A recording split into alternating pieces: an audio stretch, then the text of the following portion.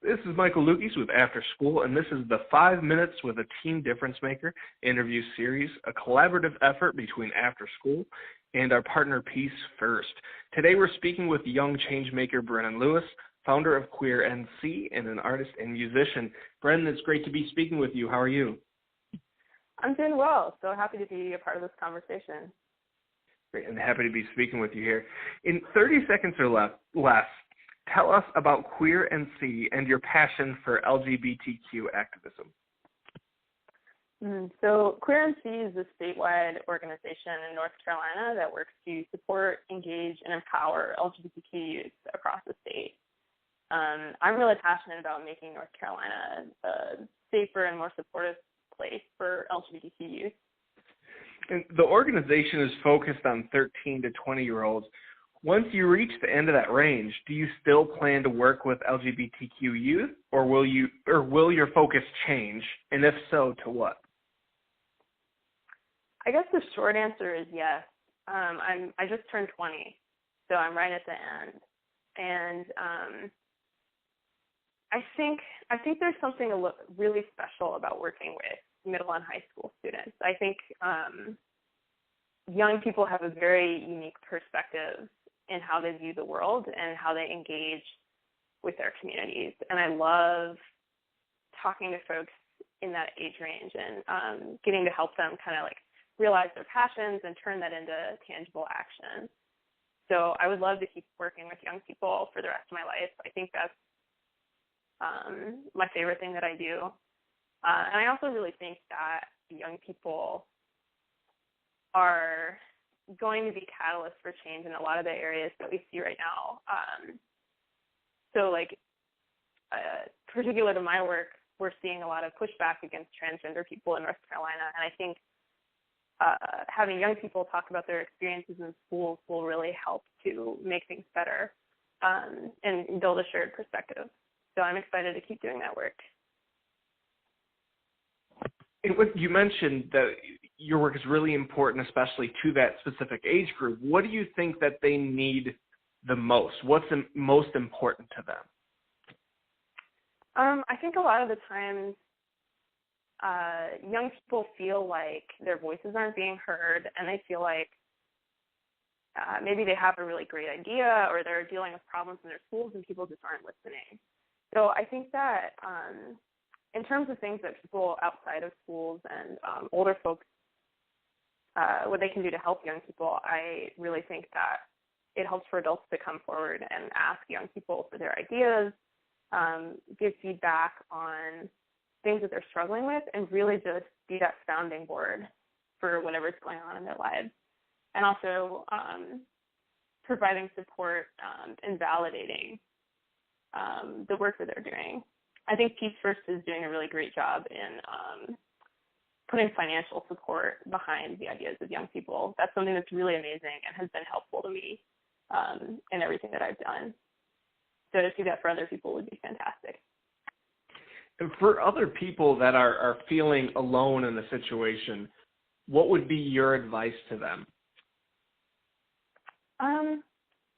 So that's really tough. And I think it's really important to not pretend that it's okay. And it's important to verbalize what you're feeling. If you're feeling like lonely and isolated, one of the most helpful things that you can do is talk to someone and be open about what you're experiencing.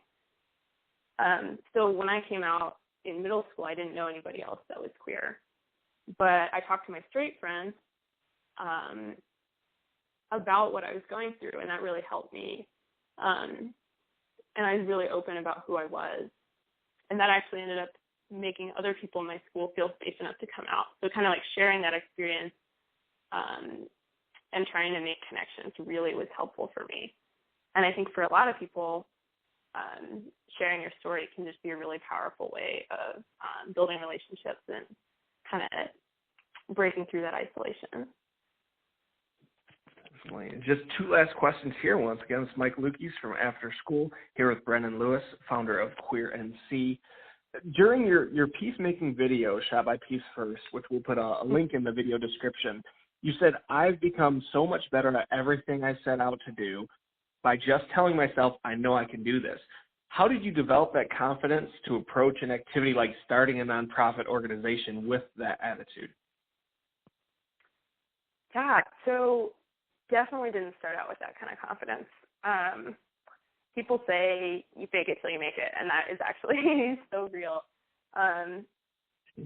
Yeah, I came in not having a lot of the skills that I needed to build a statewide organization, but by working with my friends and by being so determined to learn from my mistakes and make this thing happen, I was able to build the skills that I needed. And I would actively go out of my way to ask for help and to look for new ways to learn the things that I might need, and also to build connections with other people who might be able to provide input or do some work for our group that would that I couldn't do, that would help things come together better. So I think those two things definitely helped us get started. And I think over the years I've definitely genuinely built that confidence. It's just a continual process of getting better. And that's such great advice. Just being able to build a network around you and talk about what you're working on and passionate about will lead other people to you and expand your network and what you're able to do. That's really great advice. How can the Peace First Challenge help young people make a positive impact on the world? And what are other things that people can do to make that positive impact? So I think Peace First has a really amazing structure right now for young people to go in,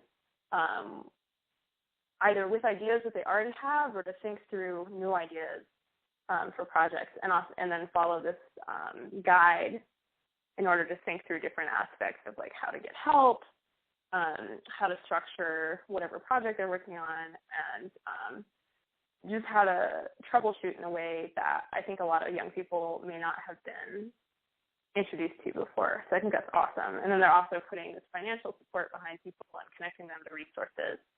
So that's really great. But I also understand that sometimes people might not feel confident enough to go onto a site and start their own project. So there's lots of stuff that you can do in your community right now. I think the biggest thing is for folks to educate themselves. So go out, look at your community and read about different problems that are happening right now and kind of think through what you feel most passionate about. Listen to what other people are experiencing and get a feel for what's going on. And then start conversations. Speak out, share stories. If there's something that you really feel like is an injustice in your community, tell people why.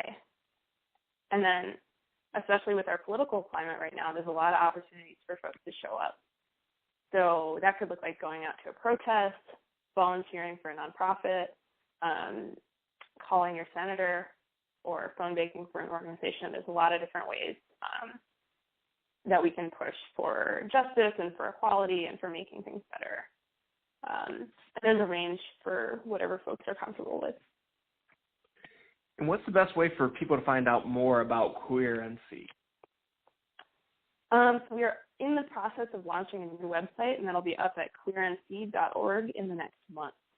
And folks can also visit the LGBT Center of Raleigh website to read about our youth program. Well, Brennan, thanks again for joining me and for your efforts to make a positive change and for not letting anything stop you. I think it's really inspiring.